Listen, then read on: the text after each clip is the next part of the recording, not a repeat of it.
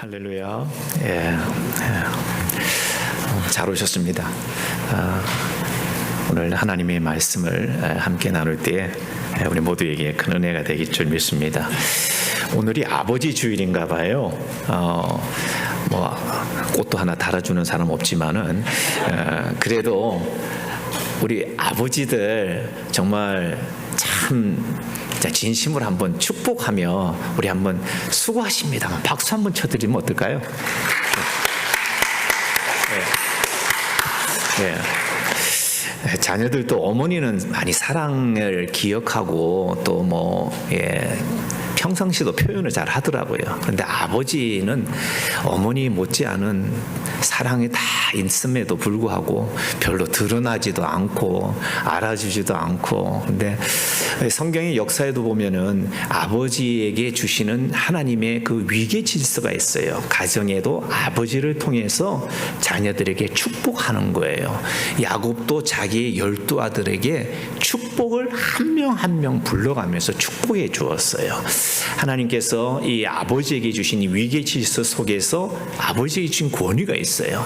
자녀를, 이 가정을 보호해야 되는 것도 있고요, 또 돌봐야 되고 또 책임도 져야 되는 거 있지만, 우리 신자들은 특별히 아버지에게 하나님께서 주신 그 영적인 리더십이 있다는 거예요. 여러분, 자녀들에게 마음껏 해줄 수 있는 하나님이 주신 그 고유의 권한이고 또 의무이기도 하기 때문에, 여러분 자녀 볼 때마다 마음껏 축복해 주시는 그런 아버지가 되시기를 축복합니다. 사실은 아버지뿐만 아니라 모든 부모들이 해야 될 일인데, 여러분 특별히 아버지에게 하나님이 주신 권한이 있는 거예요. 그래서 여러분 자녀들을 위해서 기도하시고 또 격려해 주실 때 정말 여러분들이 주실 수 있는 그런 위로와 큰 축복의 말들을 많이 하실 수 있기를 바랍니다. 한 주간 여러분 또 믿음 안에서 승리하신 줄 믿습니다. 지난 주간에 제가 어떤 말씀을 했는지, 제가 설교자가 아니라서 제가 EM 가는 바람에 제가 무슨 말씀을 여기서 했는지는 모르지만은, 그러나 지난 한 주간에 설교자를 통해서 들려주셨던 그 말씀은 지난 한 주간을 살아내기 위한 하나님의 말씀이었어요. 오늘 누가복음 19장 1절에서 10절까지의 이 말씀은 하나님께서 6월 셋째 주를 이겨내고 또 살아내고 승리할 수 있는 그 메시지로서 오늘 우리에게 주시는 말씀인 줄 믿습니다. 새로운 무기가 개발이 되었다면 옛날 무기를 왜 쓰겠어요? 좋으니까 쓰는 거예요. 새로운 무엇인가 장착되어 있으니까, 펑션이 많으니까 새 폰도 갈고 새로운 무기를 쓰는 거예요. 오늘 하나님께서 6월 셋째 주일날 오늘 이 말씀을 주시는 것은, 하나님께서 오늘 이번 한 주간에 우리 성도들의 삶 속에 가장 정확하고 가장 유익하고 가장 효과 있는 그 말씀으로 생각해서 하나님께서 우리에게 주시는 하나님의 메시지로 받아들여야 그것이 우리의 영혼 성장의 축복이 될 줄 믿습니다. 사실 저는 선교사로서 선교 보고하는 데는 좀 최적화된 사람인데, 이게 설교자로서 쓰려고 하니까 조금 남의 옷을 입은 듯한 그런 기분이 있어요. 그러나 하나님께서 또 저를 통해서 오늘 우리 새벽기서 성도들에게 주시려고 하는 말씀이 무엇일까? 그것을 함께 성경을 읽으면서 이렇게 풀어나가신다면은, 이래서 오늘 이 말씀을 주셨구나, 오늘 내가 이 말씀으로 내가 살아야 되겠구나 하는 그것을 오늘 설교가 진행되면서, 또 특별히 설교 마지막 부분에 아하 하고 깨닫는 그런 은혜가 있으리라고 생각을 합니다. 사람은 언제나 배우면 살아요. 어린아이에게도 배우고 심지어는 짐승에게서도 우리는 또 모성애를 배우기도 합니다. 사람에게서 배우는 그것이 그 어떤 피조물보다도 사람이 사람에게 배우는 것이 아주 강력한 일이라고 생각합니다. 때로는 사람끼리에 부딪히면서도 하나님은 그 부딪힘을 통해서도 인생을 이끌어 가시는 거예요. 우리가 부모에게 당연히 배우고요. 또 친구들에게도 배워요. 또 부부끼리도 많이 사실 배우지 않습니까? 교회로 온다면은 교회 선생님한테 배우기도 하고, 우리 구역 모임이 있다면은 그 구역 모임의 리더를 통해서도 우리는 배우는 거예요. 또 무엇보다도 교회에 세우신 목사님을 통해서 영적인 그 양식을 먹고 또 훈련도 받고 그렇게 배워가는 겁니다. 저는 또 목사로서 또 선교사로서 또 성도들한테도 우리 우간다 사람들한테도 제가 주는 것도 있지만 제가 또 배우는 것도 또 많이 있어요. 그 중에 우리 아여 패트릭이라는 사람이 한 명 있었는데, 이 친구는 총각 때 제가 만났는데 아주 전도 집회에 나가면 이야, 저렇게 전도를 잘할 수 있을까? 어떻게 저렇게 찬양 인도와 기도의 인도와 사람들을 강단에 콜링하는 것과 이것을 보다 제가 참 놀랐어요. 이야, 참 하나님이 저 사람 쓰시는구나. 그래서 제가 한번 불렀어요. 너무 참 전도 집회에서 리더를 참 잘하는데 너가 바라는 게 뭐냐? 그랬더니 신학 공부를 좀 하고 싶다는 거예요. 그래? 그래서 제가 수도 캄팔라에 있는 그 신학교에 보내서 디플로마 과정으로 성경을 목사가 되기 위한 그런 과정을 마치게 했어요. 그 과정 속에서 이제 결혼도 했어요. 제가 주례를 했습니다. 그래서 부인하고 지금 자녀를 딸만 3명은 아니 4명, 넷째는 낳았는지 안 낳았는지 기억이 안 나요. 3명인가 4명 그래. 참 잘해. 그래도 우리 에스라 거기 신학교에서 마치고 또 저에게 공부를 좀 더 했으면 좋겠다 그래요. 그래서 야, 그러면 미국에 있는 에반겔리아 대학이 있는데 거기랑 내가 연결시켜 줄 테니까 거기서 공부를 해라. 그 이 친구가 열심히 공부를 했어요. 성적표를 보니까 다 A야. 그래서 다음 달 7월 달에 우리 김종구 총장님이 우간다 오셔가지고 그 우간다에 졸업할 대상들이 몇 명이 있어요. 그 사람들을 위해서 직접 오셔서 졸업식을 거행하는데 그 중에 한 명이 이 아요 패트릭이라는 사람이에요. 근데 늘 저에게 올 때에 참 목이 자주 쉬어 있어요. 그래서 늘 질문하죠. 어디 아프냐고, 혹시 또 말라리아 걸렸냐고 늘 물어보는데 아니라고. 어제 금요일 날 철야 기도했어요. 그래요. 사실 우리 철야 기도 우리 거 아니에요?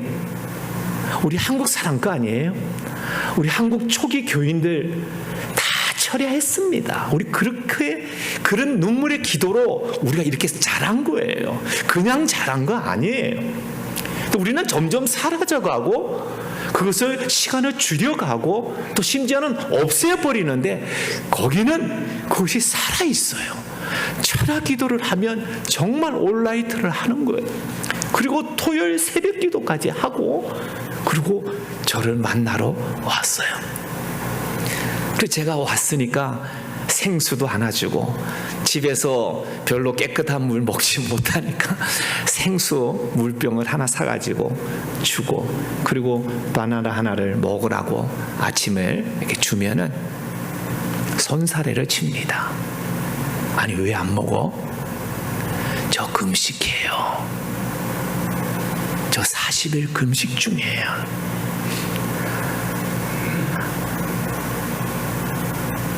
아니 하루에 그 뭐 제대로 먹지도 못하고 겨우 먹는 것이 그 옥수수 가루로 만든 그 정도밖에 못 먹으면서 뭔데 40일 금식 기도를 하냐고. 이 사람들이 왜 그렇게 금식할까요? 기도하면 응답해 주신다는 체험이 있기 때문에 그래요. 기도해 주시면 하나님이 나를 만나 주신다. 전도하러 나갔을 때 하나님이 이런 자를 나를 통해 구원해 주신다. 그래서 내가 더 기도로 무장하고 더 기도로 준비해야 되겠다 하는 마음이 있는 거예요. 기도하면 나에게 은혜가 임한다. 기도하면 새로운 그런 용기가 생긴다는 것을 알기 때문에 이 사람은 기도하는 거예요. 그러면서 특별히 저에게 오늘은 기도하러 왔지만은 기도 어제를 했지만 특별히 두 가지를 더 기도했다는 거예요. 그래? 무엇을 기도했냐 했더니 더 이상 우리 우간다가 선교사를 받는 그런 나라가 아니라 이제는 선교사를 보내는 나라가 되게 해주세요. 기도하고 있다 그래요. 이야, no more receiving missionary, now is sending missionary country. 와, 멋있다. 그래, 우간다도 그래야지. 이제 보내는 나라가 돼야지. 언제까지 받아 먹겠니? 나눠줄 줄 알아야지. 그렇게 축복해 줬습니다. 그 두 번째 기도 제목은 뭔가 하면 북한을 위해서 기도합니다. 북한이 열리면은 내가 북한에 선교사로 가고 싶습니다. 그러니 나에게 한국어 강좌를 열어주세요. 너무 진지하게 얘기해서 이야, 이런 마음도 있구나. 그래서 성도를 통해서 현지인을 통해서 그의 고백을 통해서 저가 또 배우는 거예요. 그렇구나. 성도는 사람은 이렇게 서로 배우는입니다. 정말 우리가 살아가면서 정말 많은 사람들을 만나고 또 여러 가지 부딪히는 가운데서도 배워가는 거예요. 성경에 보면은 정말 많은 사람들이 나타나 있어요.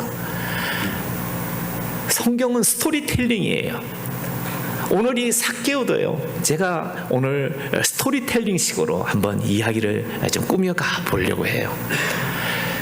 성경은 그냥 얘기하는 게 아니라 한 사람을 툭 등장시키고 그 사람하고 주님하고 대화하는 그런 모습으로 이런 내러티브 스타일로 성경이 기록이 참 많이 되어져 있어요. 그래서 하나님께서는 이 사람들 살아가는 그 사람들 사이에서 일어나는 그 이야기를 통해서 우리에게 너도 내가 너를 불렀고 하나님의 사람으로 이렇게 만들어 가시는 거예요. 그래서 우리가 성경을 읽을 때 그것이 내 것으로 생각이 되는 것은 그 얘기가 바로 나 얘기구나. 그렇게 생각이 되는 거예요. 이게 삭개오로서 이야기가 끝나는 것이 아니라 삭개오 이야기가 바로 나의 이야기네. 이렇게 생각이 되는 거예요. 그래서 성경을 읽을 때 하고 은혜를 받고 결심하게 되는 거예요. 그 사람을 만나고 삭개오를 대하는 그 예수님의 모습을 보면서 하나님의 관심은 어디 있을까?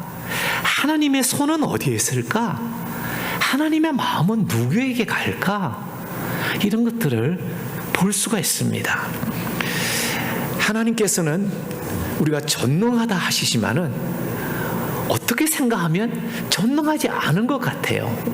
그 이유를 우리 인간적 관점에서 생각해 본다면 하나님은 애굽의 종살이를 하는 사람을 불러내기 위해서 하나님이 하시면 되잖아요. 그렇지만은 그렇게 하시지 않았어요. 하나님은 기다렸어요. 눈물을 기다렸어요. 외치는 소리도 다 듣고 있어요. 그때에 모세라는 한 사람을 픽했어요. 그 사람을 40년 동안 이집트 왕궁에서 최고의 것을 훈련 받도록 지켰어요. 40년 동안 기다렸어요. 그리고 다시 미디안 광야로 보냈어요. 거기서 장인 집에서 목양 생활을 합니다. 그러면서 40년을 또 기다립니다. 결국 80년이 되었을 때에 떨기나무, 불타는 그 떨기나무 속에서 하나님은 모세야, 모세야 이름을 불러서 부르시는 거예요. 우리 인간적인 그 측면에서 본다면 하나님은 전능하시지만 그 전능하신 하나님은 무조건 하나님이 하늘에서 징벌을 내리거나 상을 주는 것이 아니라 사람을 통해서, 대리자를 통해서 하나님은 하나님의 일들을 이루어 가신다는 거예요. 하나님이 우간다 복음화를 위해서 하나님이 직접 하실 수 있지만 하나님께서 나에게 소명을 주시고 그 땅을 품을 수 있는 마음을 주셔서 나를 보내신 거예요. 하나님께서 이 터스팅과 또 이 얼베인 지역의 복음화를 위해서 많은 교회와 사람들이 있는데 나를 하나님이 불러주신 거예요. 이 모닝듀 교회에 한 멤버십을 가지고 살게 하시고 내가 매주마다 시온마켓 가서 전도할 수 있도록 하나님이 택한 사람 옵니다. 그래요. 그러나 그 오는 과정도 나를 통해서, 나의 전도를 통해서 하나님 나를 쓰시려고 하는구나 하는 것이에요. 이것이 하나님의 방법이에요. 하나님은 우리들을 한 명 한 명 이름을 기억하십니다. 오늘 우리 권사님 기도하셨듯이 하나님 아무나 부르시지 않고요, 하나님의 자녀 될 자를 아시고 부르시는 거예요. 부르실 때 우리는 마음을 열고 거기에 나를 부르는구나 하고 리스폰스를 하는 거예요. 그리고 헌신을 결단하는 거예요. 그리고 이 좋은 것을, 이 보물을 발견했기 때문에 이것을 나 혼자 가지고 있었으면 안 되겠구나 하고 전하는 그런 복음 증거자로서 살아가는 거예요. 이것은 정말 지극히 정상적인 그런 행동입니다. 오늘 제가 19장을 본문으로 택했지만은 오늘 그 앞부분을 여러분들 한번 펴서 18장을 한번 후반부에 보시면요, 거기 어떤 사람이 하나 등장하는가 하면은 여리고로 예수님이 들어오시면서 또 다른 여리고 마을 앞부분에 도착하기 전에 소경을 고쳐주는 일이 나타납니다. 35절 후반절부터 보면 나오는데요, 이 소경이 사람들에게 물어보, 여보세요, 지금 무슨 일이 있는 거예요? 왜 이렇게 시끄러워요? 갑자기 사람들의 소리가 크게 들리는데 무슨 일이 있어요? 누가 지나가는 거예요? 말 좀 해주세요. 이런 소경의 질문에 사람들의 대답, 이 사람아, 지금 여기 예수님이 여기를 지나가고 있는 거야. 이 소경은 예수님이 지나간다는 그 말에 갑자기 흥분이 되어졌습니다. 그리고 가만히 있지를 않았습니다. 더 모든 사람들이 다 들을 수 있도록 외칩니다. 무엇이라고 외치는가 하면, 다윗의 자손 예수여, 나를 불쌍히 여겨주세요.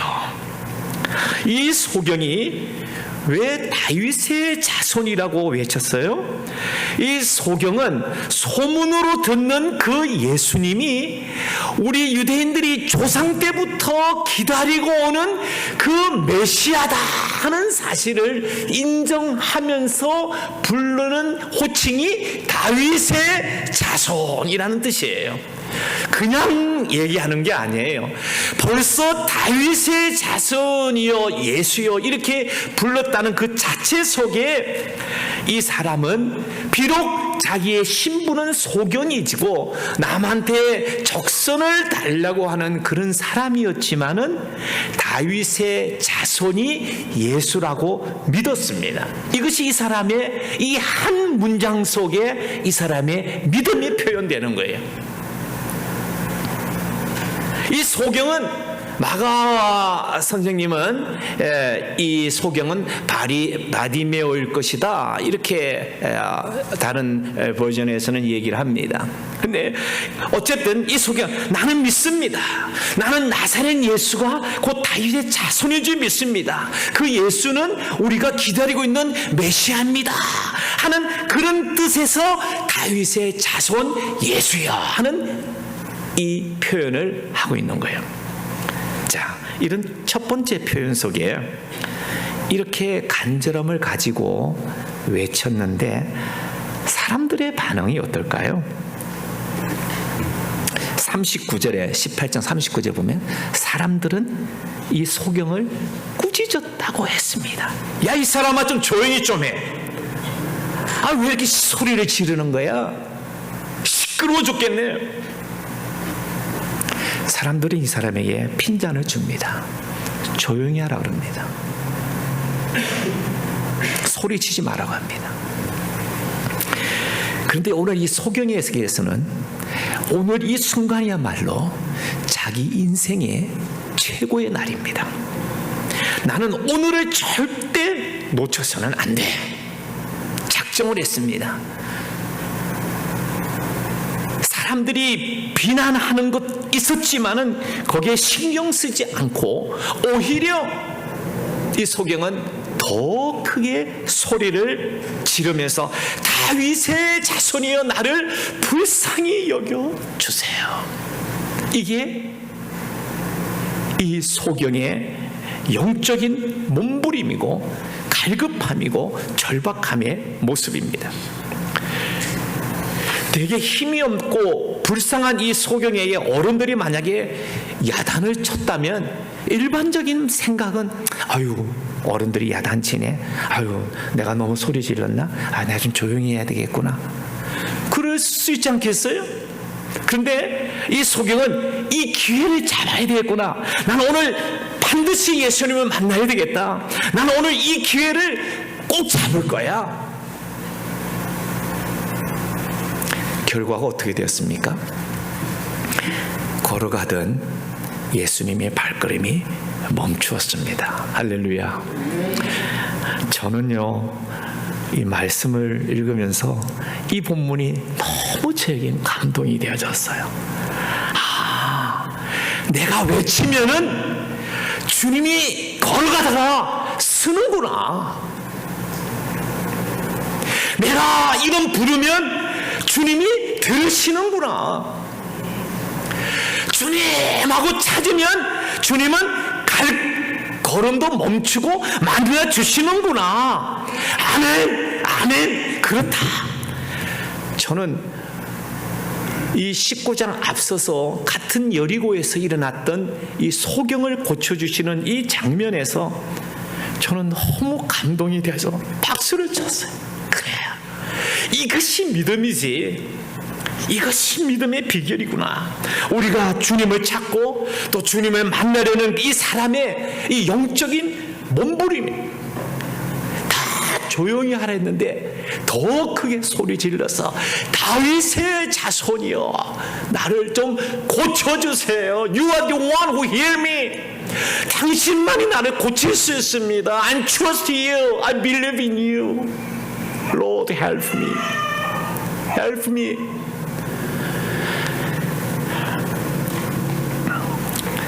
자, 조금 더 생각해 볼까요?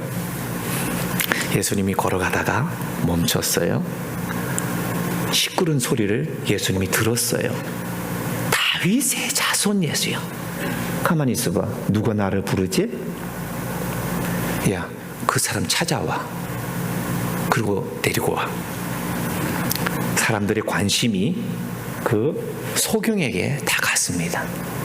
멈춰선 예수님과 그 제자들과 그 일행들, 그리고 그 소경을 불렀습니다. 내게 와라. 이 소경이 가까이 왔을 때 예수님이 질문하는데, 여기서 예수님 질문하면 잘 보세요. 18장 41절에 나왔어요.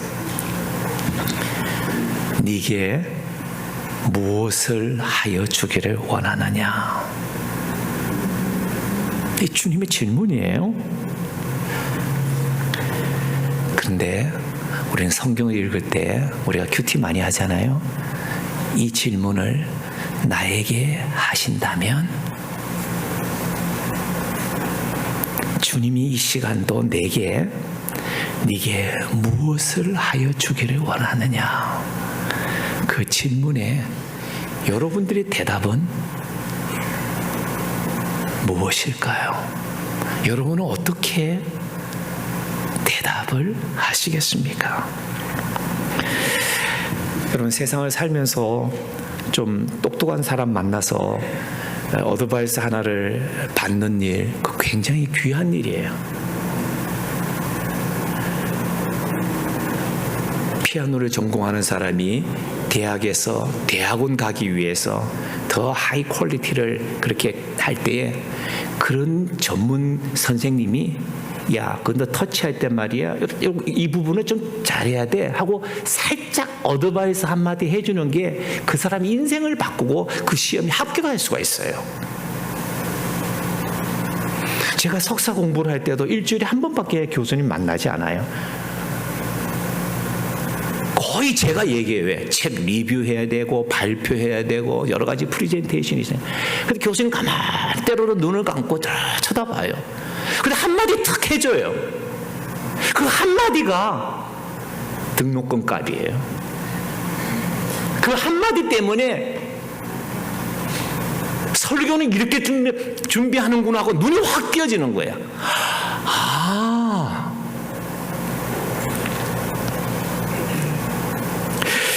천지를 창조하신, 전능하신 그분이 내게 너 뭐 원하니? What do you want? Let me know what do you want?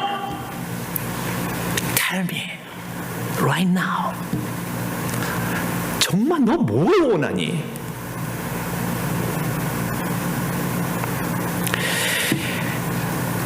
하나님이 주시는 것은요, 우리의 상상을 초월하는 겁니다. 또 세상이 줄 수 없는 것을 하나님은 주시는 거예요. 이거 시샘말로 한다면 재미있는 일 아닙니까? 신나는 일 아닙니까? 이런 장사가 어디 있어요? 투자했는데 투자한 것만큼 얻지 못하는 그런 마이너스 인생도 얼마나 많아요. 그런데 투자한 거 이상으로, 또 심지어 난 투자도 안 했는데 잭팟이 터진 거나 마찬가지예요. 얼마나 신나는 일입니다. 이 예수님의 네게 무엇을 하여 주기를 원하는 41절의 질문에 소경의 대답도 아주 절묘합니다. 아주 멋진 대답을 하고 그 대답은 길지 않습니다. 그렇지만 가장 필요한 것을 대답합니다. 예수님, 나 보고 싶어요. 나는 앞이 가려 있어서 못 봤는데 예수님 좀 보려고 합니다. 자, 다시 한번 생각해 봅시다. 소경이었기 때문에 질문하지 않아도 예수님 당연히 아십니다. 그 지금 주님께서 이 소경은 내 눈앞에서 지금 보고 있어요. 멀리서도 아시는 하나님일 텐데 내 예수님도 내 눈앞에서 지금 이 사람이 소경이구나, 이거 모를까요? 말도 안 되는 소리 충분히 알고 있어요. 그런데도 내가 뭘 해줄까 물어보는 거예요. 예수님이 아십니다. 이 사람 앞을 보지 못하는구나. 질문할 필요 없는, 네가 뭘 원하니 질문할 필요 없는 질문이에요. 그런데 소경에게 질문하면 소경의 입에서 정말 원하는 것이 무엇인지를 확인해 보려고 하는 거예요. 짧고 정확한 대답을 합니다. 주님, 내 눈을 좀 뜨게 해주세요. 내 바깥 세상 좀 보고 싶어요. 눈 좀 뜨게 해주세요. 내가 예수님 불렀잖아요. 다윗의 자손이라고 불렀잖아요. 나 알아요. 나사렛 예수 당신이 메시아인 줄 알아요. 세상의 구세주인 줄 내 믿어요. 그러니 내 눈 좀 뜨게 해주세요. 예수님은 소경의 답을 듣고 말씀하시는 것이 그래요. 눈을 뜨고 세상을 보라. 그 다음에 말씀이 너의 믿음이 너를 구원하였다고 했습니다. 눈 떠달라고 했는데, 눈 좀 뜨게 해달라고 했는데, 예수님이 이 소경을 향해서 보는 평가의 기준은 너가 믿음이 있구나, 내가 너를 고쳐주는 줄 아는구나, 네가 나한테 오면 눈을 뜰 수 있다는 걸 알고 있구나, 너 내가 누군지 아네, 내가 너의 눈을 뜨게 해줄 수 있는 메시아인 줄 너 정말 아는구나. 이 소경에게 예수님을 믿는 그 믿음이 있음을 아셨던 거죠.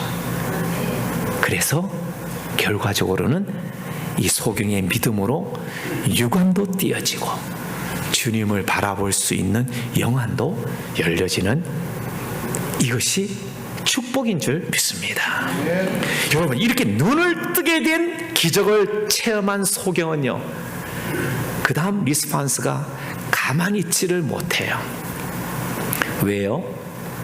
날 고쳐줬으니까, 내가 변했으니까, 내가 주님을 만났기 때문에 그렇습니다. 그리고 찬양했습니다. 주님을 따라가면서 내가 찬양을 했다 했습니다. 만난 자는 변합니다. 반드시 변합니다. 여러분, 예수님 만났습니까? 아침에는 만난 것 같고 저녁에는 안 만난 것 같고 어제는 나타난 것 같은데 오늘은 아닌 것 같고, 그렇습니까?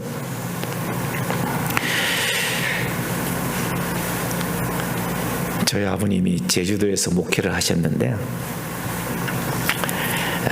여러 번 다음 목사님들이 지금 4번, 5번 이렇게 바뀌었어요. 그런데 그래도 제가 그 목사 아들이라고 그 교회에서 매달 50불씩 선교비를 보내줘요. 그래, 한 번은 제가 한국 방문하는 길에 갔어요. 아버지가 10년을 목회를 하셔서 제가 거기서 제주도 방언을 많이 배웠어요. 사개오 얘기도 주일학교에 하면 사개오 무사경 올라가면서 내가 호록다 내려없어 이라고 제주도 말로 해야, 그래야 이 사람들이, 어린아이들이 알아들어요. 그래서 무사경 녹경서 이렇게 막 얘기도 하고 막 그래요. 제주도 방언으로 된 마가복음이 있어요. 보이스 출판사에서 나온 마가복음 한 권이 있는데 제가 그 마가복음을 열심히 읽었어요. 그 읽으면 제주도 말이 어떻는지 좀 배우게 돼요. 그런데 한번 주일날에 수요일이었던 것 같아요. 그게 한번 가서 설교를 하고요.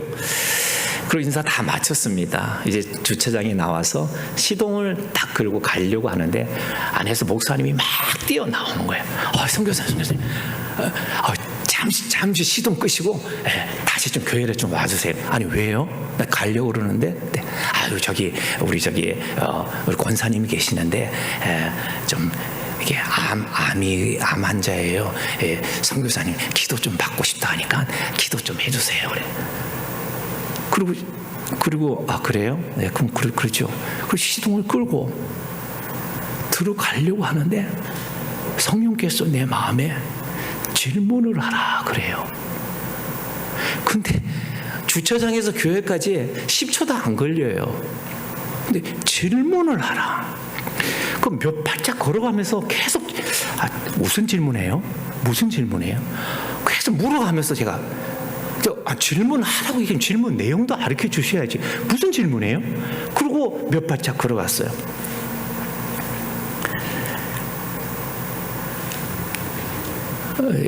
권사님이 다 교인들 가시고 남편 장로님하고 부인 권사님만 이렇게 목사님하고 3분이 앉아 계셨어요. 그래서 제 마음에 권사님 얼굴을 다 보면서 제가 고민이 생겼어요.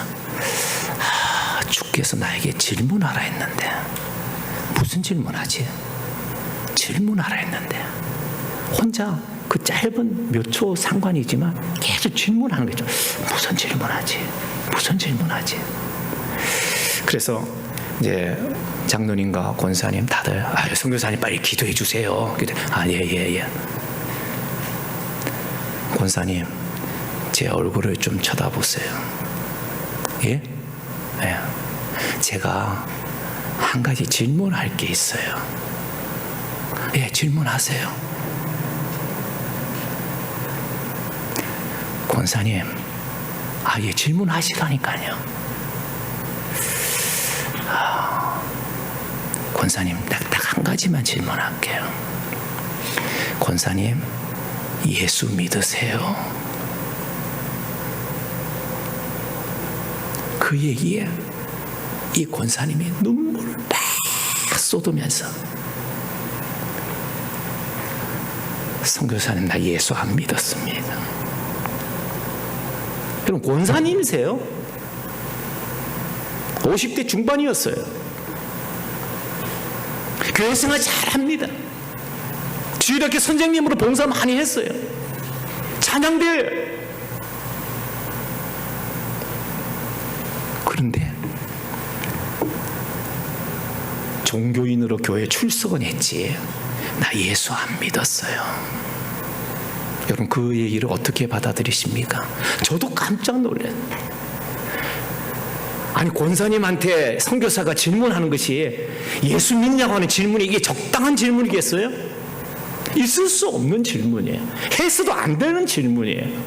나를 어떻게 생각하고 자존심 상하게 내가 교회 생활 내가 얼마나 한 줄 알아? 내가 못해부터 신앙이야. 충분히 디펜스 할 수 있고 내가 몰매 맞을 수 있는 그런 질문이었을 거라고 생각이 돼요. 나중에 생각해 보니까. 근데 하나님께서 그 권사님을 만지시기를 원하셨던 거예요. 그리고는 기도해드리고 왔어요. 그분이 병이 나았는지 안 나았는지 저는 관심 없습니다. 그 사람이 예수를 이제는 알았을까? 그게 저의 관심사였습니다. 그래서 몇 달 전에 그 목사님한테 한번 톡을 보냈습니다. 목사님, 전에 제가 이제 생각이 나는데 기도해드린 그 권사님 아직 암이 진전이 안 되고 살아 계시나요? 예, 선교사님 아주 열심히 살고 있어요. 그래. 그래요? 그래. 그 이후로 교회 생활 잘 하시던가요? 예. 그날 엄청 울고요. 회개하고요. 이제 정말 예수 믿는 학원 강사로 일하시는 분인데 학원에서 강의보다도 완전 일타 강사처럼 강의보다도 예수 전한다고 바쁘고요.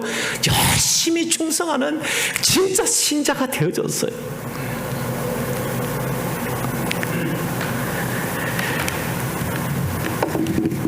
여러분, 동일한 질문을 오늘 이 아침에 여러분이 하고 싶습니다. 여러분, 예수님을 만났습니까? 예수님을 믿습니까? 예수 믿은 다음에 어떤 변화가 일어났습니까? 무엇이 달라졌습니까? 내가 변화된 것을 남편이 압니까? 내 아내가 확인해 줍니까? 내 자녀들이 알고 있나요? 어느 설문조사에서 왜 자녀들이 교회를 떠나는가? 첫 번째 이유가 부모의 위선적인 언사 때문에 교회를 떠난다고 했어요.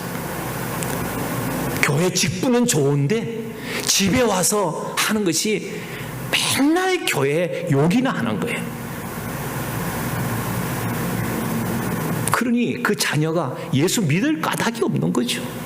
저렇게 믿을 바에는 내 믿을 필요 없다는 것이죠. 네. 오늘 여기까지가 이제 서론입니다. 이제 서론이었고요. 이제 본론으로 한번 들어가 봅시다. 그래도 6시간 안에는 다 끝나니까 너무 걱정하시지 마시고. 자, 이게 18장에서 이 소경의 스토리가 있었고요. 오늘 메인은요. 이거는 이제 에피타이저고 이제 메인으로 들어가는데, 오늘 본론에 또 다른 주인공이 나타나는데 그 주인공이 삭개오라는 사람이에요. 이건 너무나 우리가 스토리를 잘 알고 있는 그런 내용입니다. 오늘 삭개오라는 사람이 어떻게 주님을 만났는지, 또 그 과정을 통해서 우리 모두도 정말 다시 한번 주님을 만나는 그런 축복의 시간이 되기를 바랍니다. 예수님은 소경을 고치셨어요. 이어서 여리고 마을로 한복판에 또 들어왔습니다. 헬라 원어를 만약에 여러분들이 공부를 하신다면 여기에 예수님의 행동을 조금 다르게 해석할 수가 있어요. 예수님께서 여리고로 들어 지나가시더라, 그렇게 돼 있죠. 그 들어 지나가시더라는 그 본래의 의미는 뭐냐면 분명한 목적을 가지고 내가 그냥 통과 의례로 가는 것이 아니라 내 분명한 목적이 있어. 내가 반드시 여기 가야 돼. 내가 분명히 내가 뜻이 있어 여기에 가는 목적이 있는 거야. 그런 의도를 가진 그 발걸음의 이동을 가리켜서 그 마을로 들어 지나가시더라는 거예요. 우리 결론적으로 한다면은 하나님께서 예수님께서 지금 예루살렘에 고난 받으러 가는 길이에요. 지금 상황이 그런 상황이에요.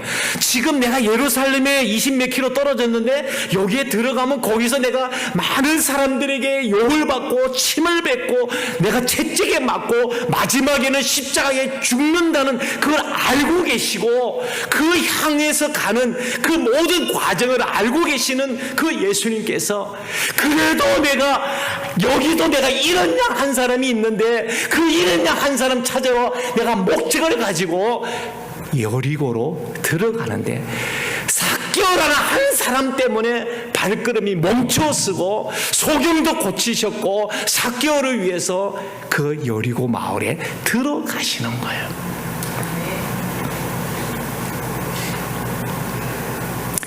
그 여리고 마을에 동네에서는 모르는 사람이 없을 정도로 유명한 한 사람이 있었는데 그 사람이 삭개오입니다. 삭개오 모르는 사람 없어. 그때 19장 2절에 보면 이 사람을 성경은 평가하기를 이 사람은 세리장이요 또한 부자라 그랬습니다. 또 3절에 이어서 보면요, 이 사람도 역시 예수님이 어떤 사람인가 보고 싶어하는 그런 열정이 가득 찬 사람이었어요. 그런데 두 가지 걸림돌이 있어요. 첫째, 너무 예수님 서로 보고하고 싶으니까 서로 가까이서 인정샷 하나 찍고 싶으니까 그 쏟아지는 그 군중 앞에 내가 어떻게 저기 헤어나서 저기에 들어가지? 들어갈 수 없는 그런 배리어가 있는 거예요. 또 하나는 키가 작아요. 그러니 좀 어깨는 볼 수 있으면 좋겠는데 볼 수가 없어. 볼 수도 없고 접근할 수도 없는 그런 두 가지 배리어가 있는 거예요. 그런데 이런 장애물이 있었는데 삭개오는 여기서 포기하지 않고 다음 행동을 합니다. 앞으로 쫙 달려갑니다. 왜요? 그 지역의 정세, 위치를 빠삭하게 아는 그 삭개오 입장에서 아하, 지금 일행이 이렇게 지나가는구나. 그러면 요쯤 돼서 여기에 도달하겠지? 그럼 내가 저기 뽕나무가 있구나. 저 나무에 한번 올라가면 내 키 사람들 아무리 많이 와도 내 나무까지 올라올 수는 없으니까 내가 이것을 다 커버할 수 있는 가장 좋은 것은 나무 위로 올라가는 것이다. 여러분, 당시에 삭개오는 나쁜 의미에서는 비난의 대상이지만은 그래도 지도자입니다. 그렇잖아요. 세리장이에요. 그리고 가난한 사람이 아니었어요. 부자였어요. 그리고 옷 맵시가 나름대로는 좀 끌리는 옷 입고 있지 않았겠어요. 좀 럭셔리한 옷을 입었는데 그 나무에 그 스크래치 나고 하는 그 나무에 기어 올라간다는 것이 그게 모양새가 이게 별로 좋지 않은 거예요. 그 쉽게 할 수 있는 행동이 아니에요. 정말 이상한 행동이라고 생각할 수 있어요.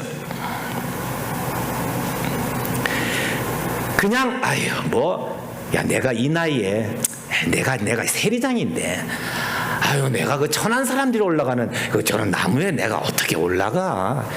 내가 예수 만약에 이렇게 평범하게 생각했다면은 오늘 성경에 이 사람의 스토리는 기록되지 않았을 거예요. 이 삭개오는 주변의 판단에 신경 쓰지 않았습니다. 이렇게 행동한 이유는 예수님이 그 길을 지나갔기 때문에 이 기회를 놓칠 수 없었다는 것이죠. 그 19장 5절에 보세요. 5절만. 그때 삭개오라고 부릅니다. 여러분 이거 참 잘 생각해 보셔야 돼요. 지금 예수님과 카운트되지 않은 수많은 팔로워들이 따라오고 있는데, 아니 삭개오가 예수님을 부르는 게 정상이겠어요? 예수님이 삭개오를 부르는 게 정상인가요? 사실은요, 삭개오가 저 사람이 예수구나, 삭개오가 예수님 나 여기 있어요 하고 불러야 되는 거 아니에요? 그런데 상황은 아니에요. 아니 여기 젊은 양반, 부자 양반 좀 내려오세요. 이렇게 하면 maybe possible. 근데 예수님께서 삭개오라고 이름을 지칭하고 있어요. 이름을 먼저 하시고 부르시는 그 예수님 때문에 삭개오는 완전히 놀래버립니다. 예수님이 내 이름을 아시네? 난 오늘 처음 보는데 내 이름을 아시네? 내 이름을 불러주시는 거 보니 나의 모든 과거도 아시겠네? 내 모든 생각도 아시겠네? 내가 왜 뽕나무에 올라왔는지 그것도 그 생각도 아시겠네? 심지어 나의 미래도 아시겠네? 이런 생각들이 삭개오의 머릿속에 순식간에 지나가는 거예요. 그 예수님의 삭개오야 속히 내려와라, 천천히 내려와 다칠라, 아니 속히 내려와라, 이 얘기 앞에 속히 내려왔습니다. 아주 신나고 예수님을 영접합니다. 그 예수님의 초청에 기쁘게 순종하고 영접하여 구원의 문이 활짝 열리고 삭개오도 오늘 이 집에 구원이, Today is the day of salvation. 오늘 이 집에 구원이 이르렀고 너도 아브라함의 후손이구나, 너 족보가 띄어지는 거예요.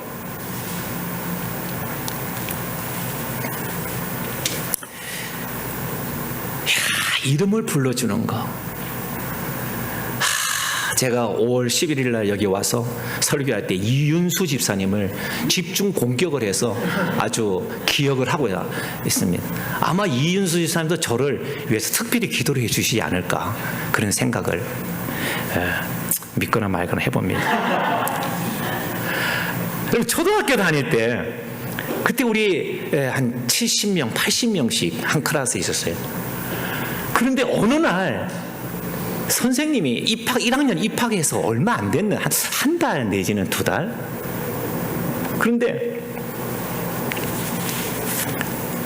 저 이름을 세연아 이럴, 저 어린 심정에 굉장히 놀랐어요. 아니 이렇게 7, 80m 선생님이 입학한 지 얼마 안 되는데 어떻게 내 이름을 아시지? 불러서 뭐 했느냐? 저 쓰레기통 가지고 저기 쓰레기통 저기 가서 자꾸 쓰레기통 들고요. 그리고 버리러 갔어요. 내가 지금 이 얘기하는 것은요, 그만큼 내가 나이가 이만큼 됐는데도 8살 때 일어났던 그 일이 너무 임프레시브하게 제가 감동이 되어졌다는 거예요. 어떻게 선생님이 내 이름을 아실까? 삭개오도 동일한 마음이에요. 아니 예수님이 내 이름을 아시네? 급히 내려와, 6절에 보니까 급히 내려와서 주님을 영접할 때 사람들의 반응은 숙은 거예요. 아이고 예수님이 사람들 손가락질 받는 죄인의 집에 들어갔구나.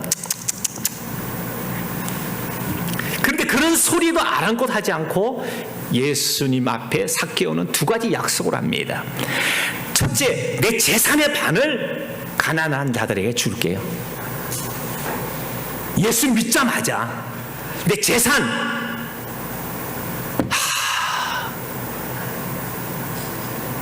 우리 송 집사님 오늘 예수 믿었다, 오늘 막 집 팔자, 집 팔고 반은 주님 앞에 헌금하자. 그 쉬운 일인가요?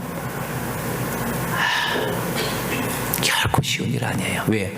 다른 것은 제너러스한데 돈 문제 나오면요 굉장히 민감해요. 삭개오는요 아주 허가받은 도둑놈이잖아요. 로마 밑에서 세금 받고 에디셔널 또 더 받아가지고, 그것도 세리만 돼도 기분 나쁠 텐데 세리 대장이네. 그러니 얼마나 삥 쳐먹은 게 얼마나 많겠어요. 그런데 선언, 내 재산 반 드리겠습니다. 가난한 자들에게 나누겠습니다. 그리고 만약 내가 나쁜 짓, 내가 남의 것을 토색한 일이 있으면 4배나. 원래 레위기 율법에는 토색한 것의 20%만 더 애다해서 주면 되고, 심지어 많이 제너러스 한다 하더라도 2배만 줘도 충분하다, 최고다. 그런데 이 삭개오는 4배나 갚겠습니다. 엄청난 헌신의 각오를 하고 있습니다. 최고를 갚아주겠다. 이게 완전한 회심을 말하는 거예요. 새 사람 되었다는 것을 표현하는 거예요. 이런 과감한 고백과 결단을 들은 이 예수님은 결론 짓기를 오늘 구원이 이 집에 이르렀다. 삭개오도 아브라함의 자손이다. 그리고 10절에 보니까 인자에 온 곳은 잃어버린 자를 찾아. 바로 너야. 너 때문에 내가 이 여리고에 온 거야. 왜 내가 새벽 이슬 교회를 여기 세운 줄 알아? 바로 너의 영혼을 위해서 이곳에 세운 거야. 너를 구원해 주기 위해서, 너에게 말씀 훈련시켜 주기 위해서, 너를 천국 데려가기 위해서 이 교회에 세워진 거야. 이것입니다.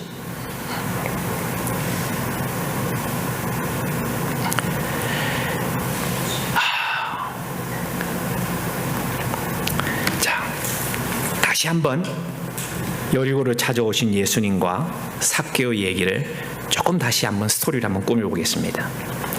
삭개오라는 이름은 다 유대인들 이름의 뜻이 있어요. 이름은 의로운 사람, 깨끗한 사람이래. 이름하고 자기 삶하고 전혀 안 맞죠. 그러나 이름 자체는 그래요. 멸시 대상입니다. 사람들로부터 버림받았습니다. 그런 관점이라면은 예수님께서 그 세상의 평판에 의해서 삭개오를 바라보았다면 여리고 갈 필요 없어요. 저는 나쁜 놈이야. 저거 우리 유대인 사회에서 저건 버림받은 사람 아니야? 손가락질 받는 사람이야. 비난의 대상이야. 저 사람 나도 들었어. 내가 그걸 왜 가? 예수님이 그런 퍼블릭 오피니언에 좌지우지 되었다면 삭개오를 만날 이유가 없어요. 예수님이 우리의 행동, 모든 것을 있는 그대로 생각한다면 예수님이 여러분에게 찾아올 이유 없어요. 이 나쁜 놈이었구나 니네들.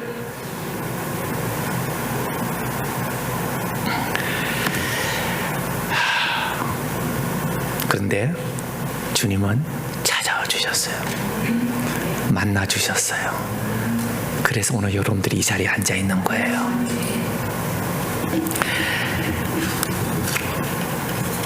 삭개오에게 호기심이 생긴 거죠. 그런 장애물이 작고 많은 무리가 있는 이런 장애도 넘어서면서까지 하나님을, 그 예수 그리스도를 아는 그 호기심이시죠. 여러분, 이게 넘어서야 새로운 세계, 비욘드 해야 우리가 새로운 것을 봐요. 선교사로서 beyond the culture, beyond the language, beyond the food. 우리 우간다에 어떤 목사님이 방문하셨는데, 아유 선교사님, 나는 여기 못 오겠어요.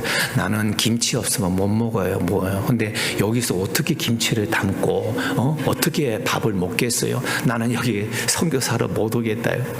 그렇습니다. 선교사를 하기는 비욘드 푸드가 돼요. 주는 대로 먹어야 돼요. 예? 무엇을 주든지 아멘. 그 만드는 주방에 갈 필요 없어. 주방에 보면 내가 이런 물 가지고 만들어서 나한테 가져오는 거야? 그 생각하면 못 먹어. 그런데 지금까지 뭐 배탈 나지 않고 할렐루야 기도하는 가운데에서 더러운 것이 들어와도 깨끗하게 변화돼 가지고 살 잘 찌고요. 그래 왔습니다.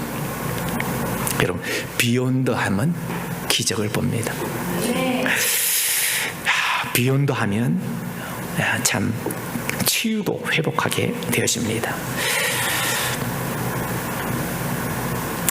주님은 우리가 선한 목자라고 하는데요, 주님은 자기 양들을 이름을 따라 부른다고 했어요. 도매급으로 부르는 게, 그룹으로 부르는 게 아니라 너 이윤수 딱 이름을 지정해서 이리 와, 넌 내 거야 하고 불러주시. 거기에 영적인 눈으로 심적으로 열려서 아멘 감사합니다 했기 때문에 여기 앉아 있는 거예요. 아니면 여기 왜 앉아 있겠어요? 좋은 시절에 스타벅스나 가지. 하나님은 아담 그냥 남자 이렇게 안 했어요. 아담아 너 어딨니? 이름 불러주시는. 아브라함을 부를 때도, 야곱을 부를 때도, 모세를 부를 때도, 엘리야를, 바울을 부를 때도 사울아 너 왜 나를 핍박하느냐? 이름을 불렀어요. 반모섬에 있는 요한도 이름을 불렀어요. 그리고 계시를 보여줬어요. 우리 주님은 이 시간 여러분의 이름을 부르십니다. 주님은 여러분 이름을 다 아십니다. 여러분, 이름을 안다는 것은요, 나의 모든 것을 아는 것이에요.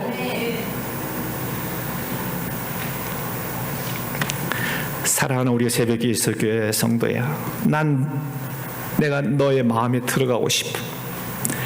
너 정말 내가 필요하잖아. 내가 너를 안아줄게. 내가 너를 보호해 줄 거야.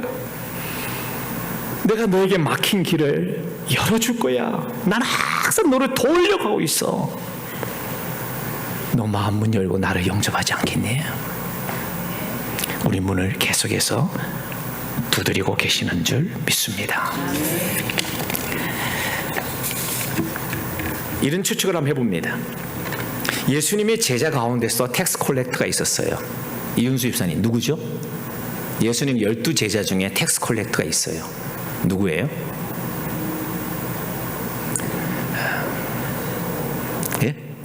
예, 마태입니다. 쉬운 거죠?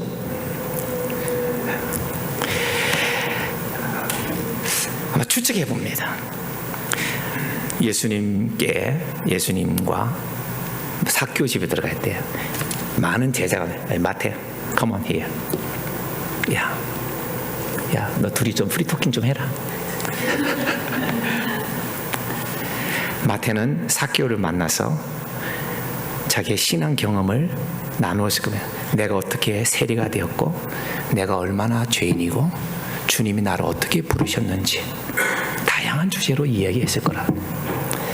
주님이 나를 팔로우미라고 부를 때 나도 즉시 주님을 따랐다고 그렇게 난 고백했어. 나는 이런 결정에 내 인생에 하나의 후회도 없다고 생각해요. 내가 주님을 내 주님으로 영접했기 때문에 난 내 삶이 변했어. 난 이 주님 때문에 난 만족해. 주님은 우리 가족에게도 많은 복을 주셨어. 난 이제 주님을 위해서 죽으라면 나 죽을 수도 있어. 난 이제 주님께 내 삶을 다 드렸거든. 아마 삭개오하고 같은 업종끼리 얘기를 했을 거라 생각이 돼요. 그리고 삭개오에게 아마 이런 주문도 했을 거예요. 삭개오, 주님께 인생을 한번 드려봐. 주님과 함께 새로운 결단 한번 해봐. 주님 내가 충성하겠다고 한번 공개적으로 한번 선언 한번 해봐. 넌 할 수 있어.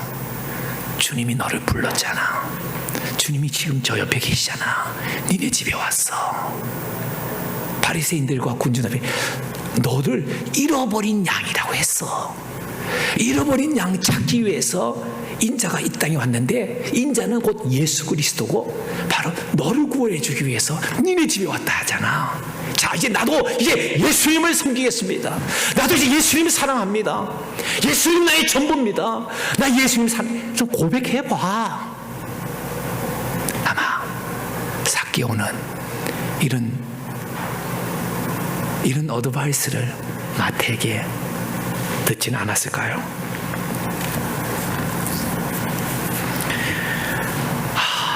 주님, 제가 회개합니다. 돌았습니다. 이제 주님만을 섬기겠습니다. 이제 주님, 제가 제자 되겠습니다. 열심히 성경 배우겠습니다. 이 교회에서 훈련 잘 받겠습니다. 이게 삭개오만의 고백이 아니라 우리 모두의 고백이 되어져야 되지 않겠습니까? 자, 오늘 말을 이제 결론을 지으려고 합니다.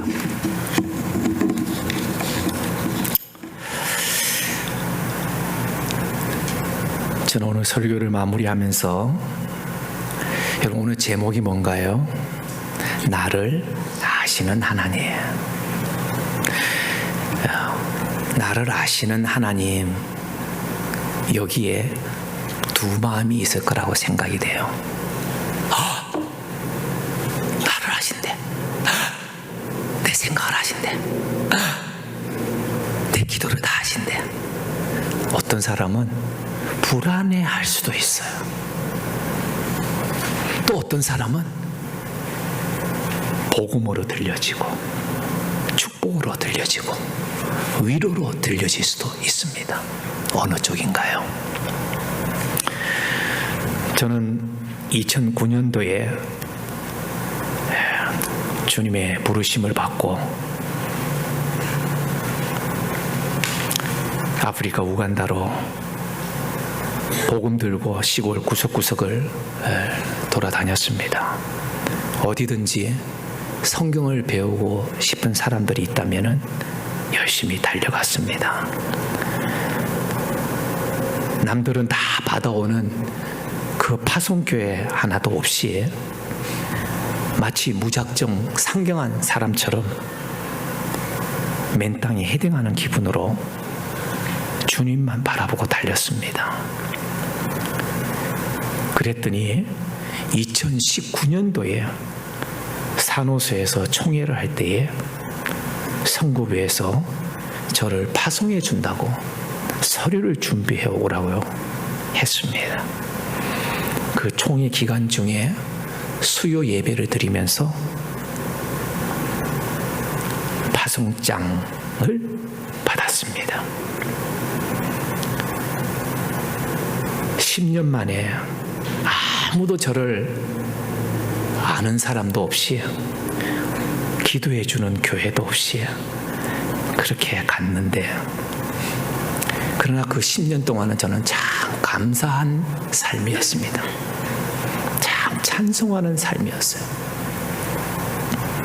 기도하는 삶이었습니다. 아내 모르게 많이 눈물 흘리는 그런 삶이었습니다. 남자가 눈물 흘리는 것을 보일까 싶어서 돌아서서 눈물 흘릴 때가 많았습니다. 이 모든 것을 다 아시는 하나님, 다 보고 계셨던 하나님, 그 하나님께서 내가 너를 안다, 너의 순종의 모습은 내가 안다, 너가 시골 다니면서 성경 열심히 가르치는 거 다 보고 있었어. 내 너의 눈물도 보았다. 내 너 땀도 기억해. 고신총회 파송 선교사로 허입을 받고 증명하는 그 파송장 한 장, 그 레러 사이즈의 그 한 장이 그게 뭐 대단한 겁니까? 그런데 그것을 총회장으로부터 받을 때에 하나님이 나를 인정해 주시는구나. 그렇지 않아도 내가 충성할 것인데 하나님께서 10년 동안 땅만 보고 있던 나에 고개 들어 하나님 나를 고개를 들게 해주시는구나. 큰 상장처럼 제가 생각을 하면서 그 파송장을 받으며 하나님의 큰 위로였습니다. 하나님이 나를 기억하시는구나. 하나님 나를 보고 계셨구나. 하나님 내 마음 아시네. 내 이름도 아시네. 이것을 아는 순간 저는 더욱더 하나님 앞에 엎드릴 수밖에 없었습니다. 난 외롭지 않아. 이제 나 이제 혼자가 아니야. 종이에서 나를 인정해 줬잖아. 파송해 줬잖아. 하나님 나를 보고 계시는구나. 내 옆에 기도해 주는 교인들이 있구나. 선교지로 산다고 전 세계 사람들이 나를 위해서 기도해 주고 있어요. 난 얼마나 행복한 선교사니? 이제 새벽 이슬교회 교인들까지 나를 기억하고 우간다를 기억하고 기도해 주고 있잖아. 너 얼마나 행복하니?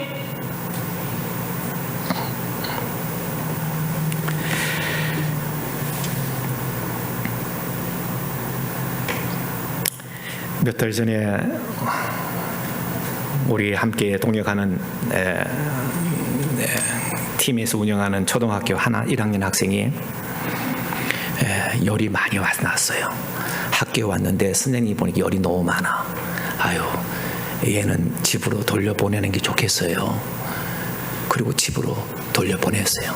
근데 엄마 아빠는 외출 중이고 집에 할아버지가 계셨어요. 할아버지가 이 손녀를 만져보니까 열이 너무 많이 나. 말라리아죠. 그런데 말라리아인데 열이 나 집에 약이 없어. 병원에 가자니 돈도 없어. 그래서 그냥 하루 잤는데 그 아이가 그 다음날 죽어버렸어요. 그래서 조그만 커피인에다가 아이를 학교 운동장을 이렇게 관에다 넣고 학교를 한 바퀴 돌고 장례식을 잘 마쳤습니다. 그래서 이 $1밖에 안 되는 이 말라리아 약을 살 돈이 없어. 이제 초등학생 7살짜리가 죽었구나 생각하니까 너무 가슴이 아픈 거예요. 그래서 1년분 그 학교에다가 1년분 말라리아 약을 비치를 해놨어요. 여기에 학생이 700명인데 초등학교가 좀 있으면 아마 내년쯤 되면 한 1000명쯤 되지 않겠나. 야, 여기 헬스센터가 있으면 얼마나 좋을까. 아이들이 양호실에서 기본적인 좀 체크만 할 수 있어도 얼마나 좋을까. 그러면 안 죽을 건데. 그런 생각을 한번 해봅니다. 주께서 선교사가 가지는 이 자그마한 마음들 주님 다 보신다고 저는 믿어요. 그와 함께 우리 하나님 여러분을 아십니다. 여러분 이름을 기억하십니다. 여러분이 전도한 거 당장에 열매 없어도 내가 오늘 30명에게 나눠주었어. 주님 그 기억하십니다. 머리털까지도 세신 하나님이래요. 내 머리 몇 개인 줄 아세요? 모르잖아요. 내 건데 내가 모르잖아. 근데 주님은 가운데 오병이의 역사에 모은 다음에 12광지 물고기를 세니까 153마리였더라. 계산에 여러분보다도 더 능통한 하나님 계산하고 있어요. 왜? 상 주려고. 네가 복음 때문에 많이 참았구나. 네가 땀 흘려 주님 섬긴 것, 이런저런 소리 들으면서 네가 잘 감수했구나. 네가 믿음으로 이겼구나. 선교지 풍토병 그렇게 많이 나도 네가 잘 참고 있었구나. 네가 병든 자식을 안고 기도한 거 다 알아. 세상은 이해하지 못해도 난 알아. 네가 금식하면서 성경검했구나. 잘 견디고 있구나. 이게 얼마나 큰 위로입니까? 나를 아시는 하나님. 네가 교회를 지키려고 많이 참았구나. 구역 식구들 살리려고 눈물 많이 흘렸구나. 다 잠자고 있을 때 너 교회 지키려고 너가 처리하고 있었구나. 내가 다 보고 있다. 네가 내 집보다 더 교회를 더 사랑하는구나.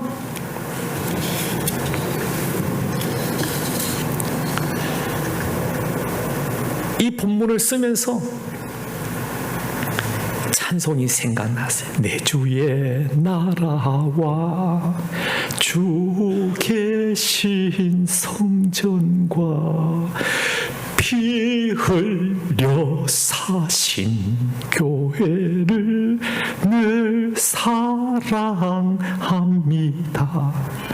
이 교회 위하여 눈물과 기도로 내 생명 다하기까지 늘 봉사합니다.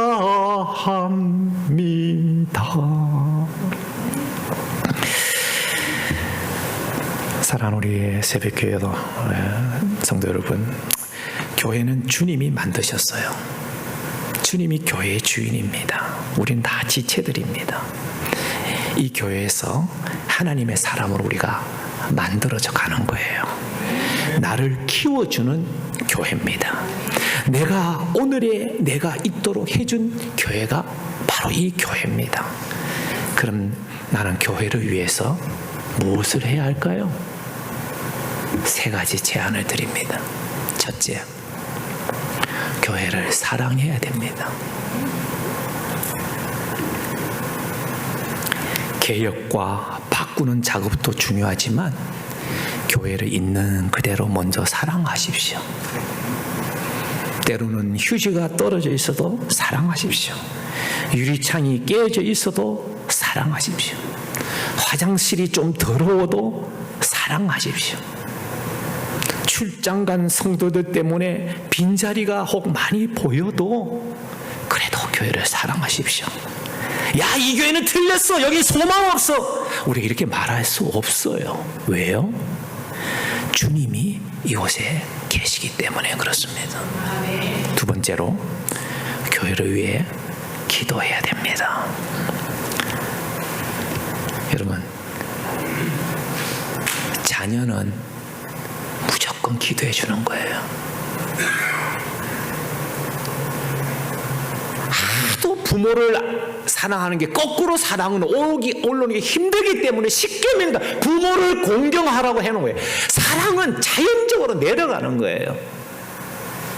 올라오기가 힘드니까 그래도 계명에까지는 부모를 공경해라, 억지로라도. 교회는 사랑의 대상입니다. 자식도 사랑의 대상. 마귀는 늘 교회를 공격해요. 영적인 전쟁이에요. 유람선이 아니에요. 전투함입니다. 우리 교회를 지켜야 돼요. 우리 성도들의 이름을 부르면서 기도해 줘야 됩니다. 제가 EM을 맡으면서 지금 아직도 몇 명밖에 몰라. 누가 누군지, 누구와 누구의 자식인지 매치도 못해. 그래서 이름을 적었어요. 그리고 학년을 구분을 했어요. 그 아이의 이름을 보면서 매일 기도하고 있어요. 내가 이 아이가 지금 언젠가는 내가 이 아이가 내 눈앞에 나타나겠지. 기도해 주고 있어요. 하나님께서 이 안식년 기간 동안 짧지만은 나에게 맡겨준 일이기 때문에 이 아이의 마이도 이러고 기도하고 있는 거예요. 여러분들은 구역 식구들뿐만 아니라 우리는 정말 전 교인이 한 식구 아니에요? 이 정도 멤버면 식구 아니에요? 이건 우리 셀만 문제가 아니라 여러분 이름표를 적어서 이름 한 명 불러가면 하나님 오늘도 우리 새벽 이스라엘 성도들 하나님 축복이 이거의 기도 아니야. 화평구역에 누구, 믿음구역에 누구 한 명 그래봤자 1시간 안에 예? 다 끝난 거 아니겠어요? 이름 한 명 한 명 불러다 보면요, 눈물을 주시고 감사를 주시고 축복을 주시고요. 그렇게 기도한 사람을 주의 얼굴 볼 때요, 기쁘게 했어요, 인상 쓰게 했어요. 내가 당신을 위해서 기도했는데 오늘 이렇게 보니까 너무 좋다, 너무 좋다. 하루 만에 다 못한다면 요일을 나누세요. 내가 월요일은 내가 화평고역을 위해서 기도하는 날이다. 화요일 날은 내가 믿음고역을 위해서 기도하마. 반드시 여러 교인들을 위해서, 교회를 위해서 기도하는 것은 곧 나를 위해서 기도하는 거예요. 그것이 남을 살리는 일도 되지만 곧 내가 사는 일이에요. 마지막으로 교회를 위해서 수고해야 됩니다. 여러분, 교회를 통해서 은혜를 받았으면 이제는 교회를 위해서 헌신할 때예요. 우리 믿음의 선배들은 집보다 교회를 더 사랑했어요. 교회가 나의 전부다라고 생각하고 믿음을 지킨 자들이었습니다. 다시 처음으로 돌아가서 삭개오의 이름을 아시는 하나님, 삭개오의 과거와 현재와 미래까지 아시는 하나님, 그렇다면 나의 이름도 아시는 하나님, 내 기도 제목과 나의 생각과 내 비전도 내 눈물도 보시는 그분이 내가 믿는 하나님이십니다. 그렇다면 이번 한 주간 나를 아시는 하나님, 나를 아시는 하나님, 그 하나님 때문에 이번 한 주간 믿음으로 승리하시고 어떤 일이 있어도 주님이 나를 아시어, 주님이 나의 가디언이야, 주님이 나의 백그라운드야. What's the problem?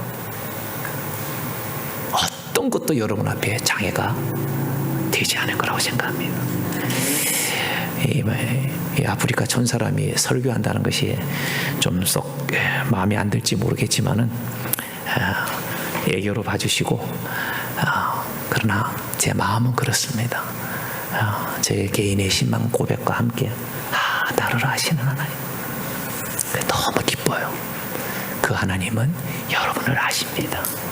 그 하나님을 때문에 오늘 한 주간 나를 아시는 하나님, 나를 아시는 하나님, 이렇게 이 한마디가 여러분의 이번 한 주간에 승리하는 영적인 새로운 신개발된 무기가 되어서 잘 사용하셔서 다음 주에 우리가 얼굴 볼 때 선교사님, 나를 아시는 하나님, 그 하나님 때문에 내가 승리했어요, 내가 이겼어요, 내가 기뻐요, 내가 일어섰어요, 간증할 수 있는 그런 우리 모두가 되기를 바랍니다. 우리 이윤수 집사님, 나를 이기신 하나님, 나를 아시는 하나님, 승리하세요. 많이 웃으세요. 웃으면 복이 와요. 기도합시다.